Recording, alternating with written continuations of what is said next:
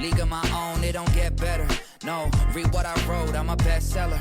Yeah, reach for my goal. Welcome to the latest studio of our renovation portfolio. So, this is a 450 square foot studio apartment located in Lakeview, JLT.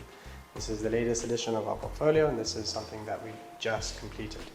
We started this project about a month ago. Now, where did this project start? First, we got the whole thing.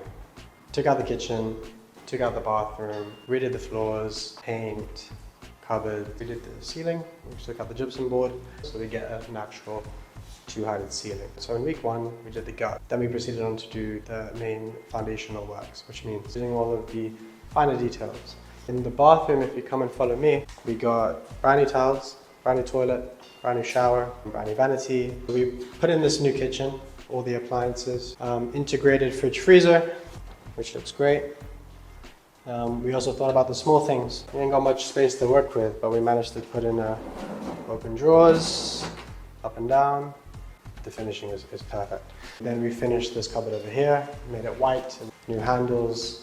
We did the dark grey on the left, light grey on the right, and then the brand new floor. So reach out to us if you need a renovation, reach out to us if you need support, advice. We're always here to help.